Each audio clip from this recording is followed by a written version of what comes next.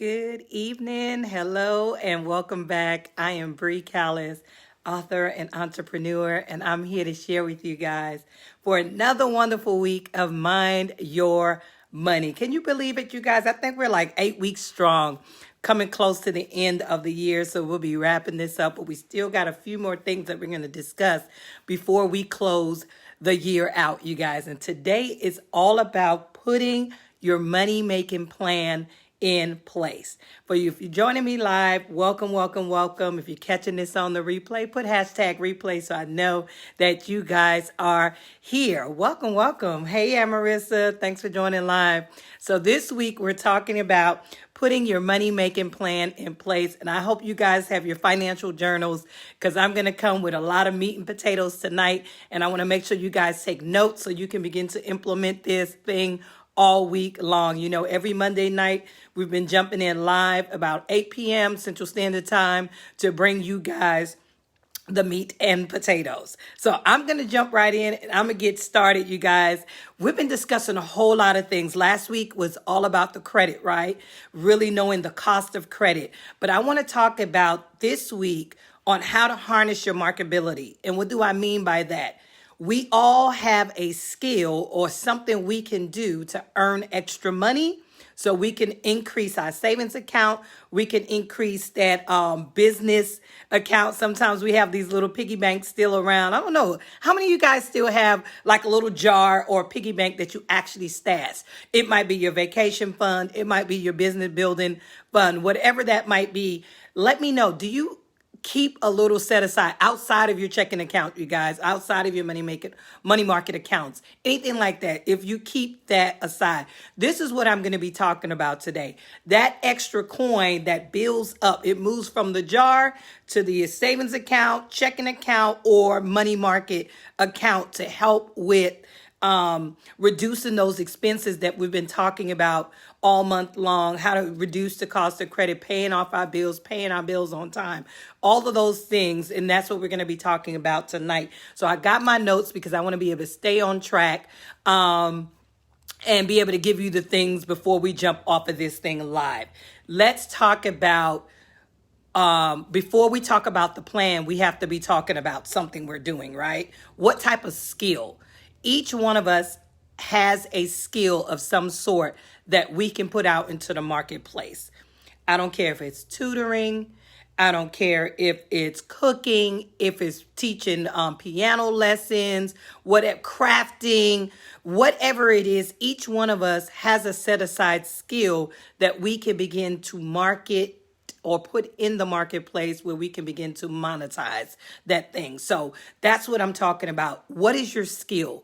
Begin to think about it. And sometimes we don't even know if that skill is marketable, right? But if we don't write it down or begin to make a checklist of the things that we're really good at or the type of skills that we do have, that and see if we can put a dollar amount to that. And we'll talk about that in a few minutes. But teach others your skill. Each one of us has a skill. So one skill, let me see, for example, for myself, what's a skill that I did that I market? So for a very long time, I used to do hair, and I used to do it just for the fun of it. And then when I realized I had more people calling me about this particular skill, I'm like, no more free hairdos, no more free haircuts, no more free colors. I'm going to learn to work on this skill. And then I actually taught some other people this skill. This was prior to my cosmetology license. There were certain things I was able to teach. I did a lot of braiding before that time. Believe it or not, you guys, I've been marketing my skills since I was 14. I'm 42. You guys do the math. Okay, 42, 14, that's almost 30 years that I've actually been marketing my skills. Hey, Johanna, thanks for jumping in. We're talking about putting your money-making plan in place tonight. First things first, what type of skill can you teach someone else? What type of thing are you doing now? Whether it's a hobby, whether it's just something you do to pass the time, whatever it is, I want you to write that down in your financial journal. Number two, another way that you can begin to market or set yourself up for that plan is begin to look at things that you can trade. You know, bartering used to be a thing, which was like a form of currency, right? Well, believe it or not, people still barter now. I was just speaking with one of our pearls in here. Me and her had a really good in-depth conversation. She offers financial services. I was looking for a service that she provide. And then we started thinking about other things that, oh, you know what? You provide that. I provide this. Maybe we can come to some type of trade. There we go again, utilizing the skill to either bring in currency or swap currency. And sometimes that just comes through the form of a trade or through bartering services that still exists, you guys. So sometimes we can find somebody that we can collaborate with and where we can swap trades, or so we can swap our skill set to be able to help one another swap that form of currency. It's still currency because you're going to sell it in the marketplace, or you're going to sell it or somebody wants to buy it, right? So it's going either way. So in this case, we're swapping that trade. Number 3 thing, when we're looking for ways that we can increase our money making skills, we want to look at selling a product that we actually love. You guys, I love skincare products. That is the main reason why I decided to partner with Avon, because I actually love the products. I use the products, and guess what? I can make money from the products. So if there is a product that you really do love, why not look for a way that you can actually earn money by using that product and selling that product? Sometimes using that product, you might want to gain a discount. So I'm not putting out this extra 20%. I'm keeping 20% in it. Remember, it's all about saving money and earning money, right? And you are so great at it. Thanks, Johanna. Thank you, thank you, thank you. So find a product that you actually love that you can sell, whether you become an affiliate of it, whether you become a representative for it, or whether it's something that you decide to stock bulk. We talking about things. Remember, I've been at this for a very long time, finding ways to monetize on my skill set, making trades. So as a teenager, they knew me as I was the chip chick. I was the chip chick, y'all. Chip and candy chick. Because we used to have these big Esprit bags. I don't know if you guys remember that. Big Esprit bags back in the 90s. I didn't have books in it. I had chips, candy, in that bag, right? I was the chip chick. So I found the product that I loved. I loved candy. I loved chips and things. So guess what? Since I'm going to buy it for myself, now I'm going to find other ways for people to pay for my product. I'm going to offer it in the marketplace. I no longer have to pay for it with my own money because I'm going to make some money after I buy my product. There was still something. So each one of us has something that we actually love and that we can sell. So look at that. And you want to look for things that's going to be a low overhead in obtaining, and therefore with some type of profit in mind. If you're not making a profit in mind, a profit at the end of the day, there's no need in even attaching yourself with it. I do love direct sales. I've been involved with direct sales for a long time. Some people shy away from it, but if it's something that you're actually using and other people want it as well, why not link yourself up to it? I joined Avon. There was no money. Remember, I just told you guys, low overhead with a return coming back to me. So that's something that you want to look at when you're looking at different direct sales company. What is my output versus my input? So things like that. Anything that you decide to attach yourself to, whether you become the chip chick or the candy chick, the cool cup lady, whatever it is, what is your return at the end of the day, you guys? So let me know. Put in there a comment that a product that you actually love, whether you sell it or not. But what is something that you love at the end of the day? I want to see it in a comment. I love skincare, and so therefore I linked with a company that offered it, and I was able to get more input versus output each and every month. Here's another thing that we can consider, because remember, we're thinking about things that we can market.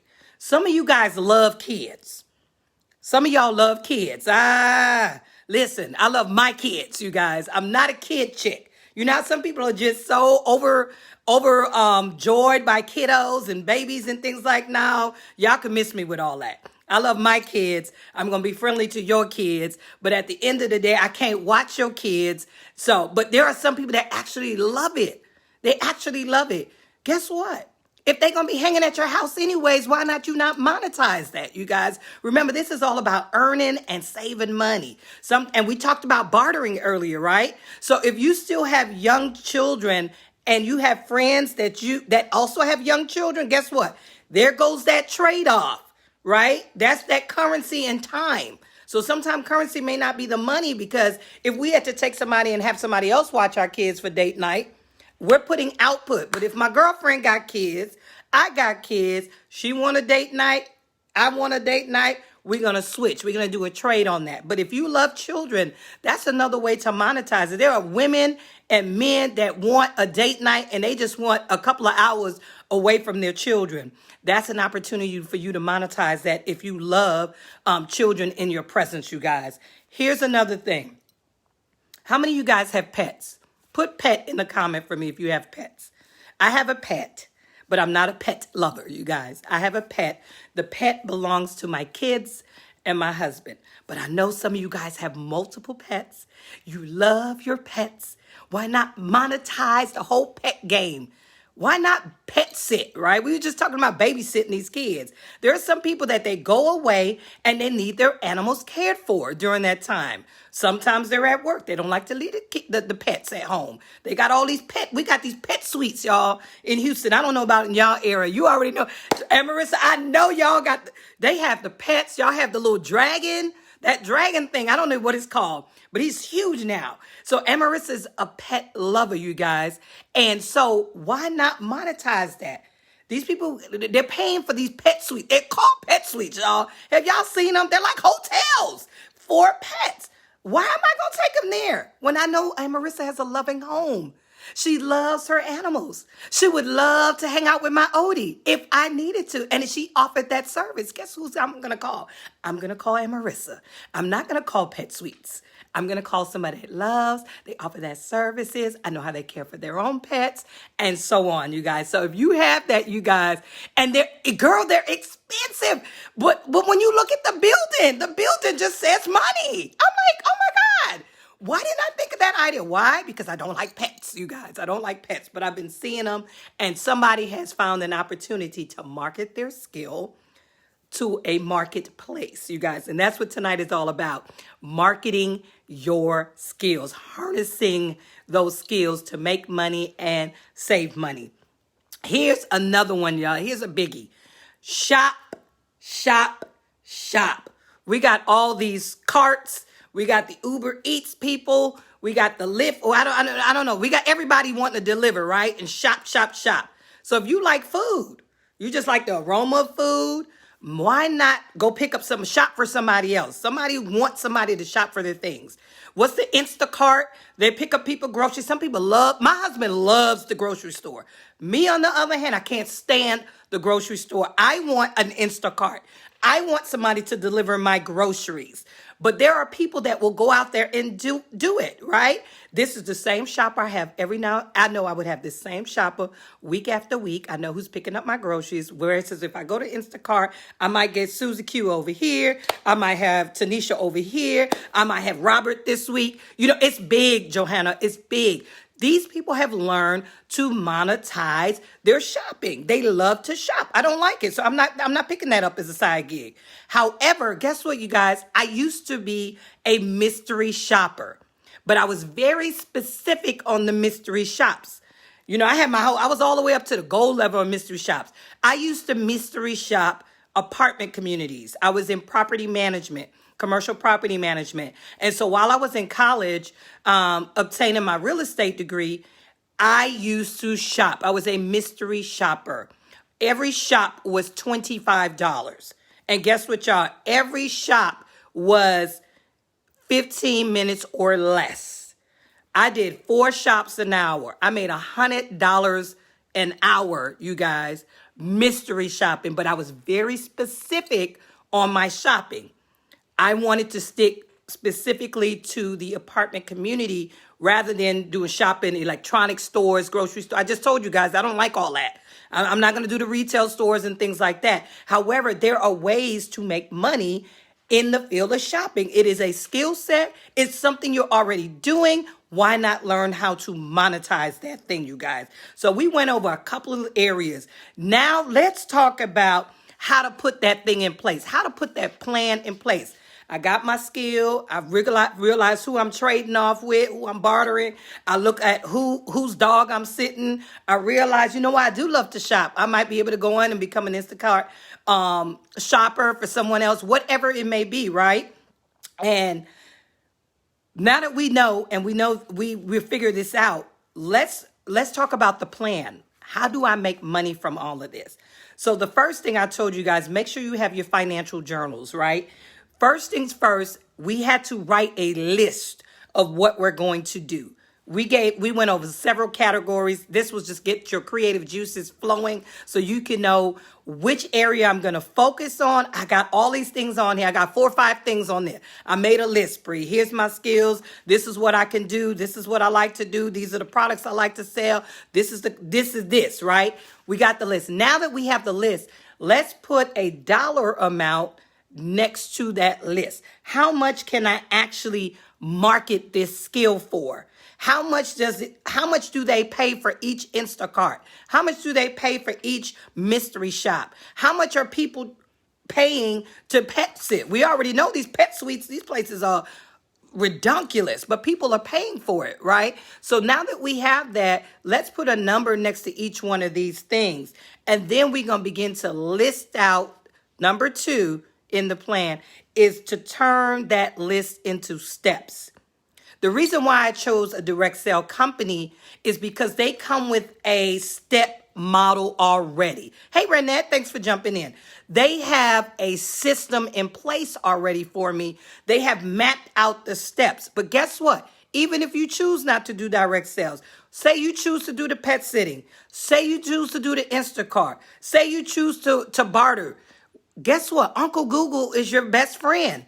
Go to Uncle Google. How many people are doing this? How much are they charging? What are the steps to set up a pet sitting business? What is the step or what is the process for me to become a mystery shopper? All of that information can be found, you guys. So once you've identified the skill or thing that you're going to focus on, I want you to go and focus on the steps that you're going to need to launch this thing, right? We're going to launch it. Number 3, we're going to begin to really do some deep dive and researching.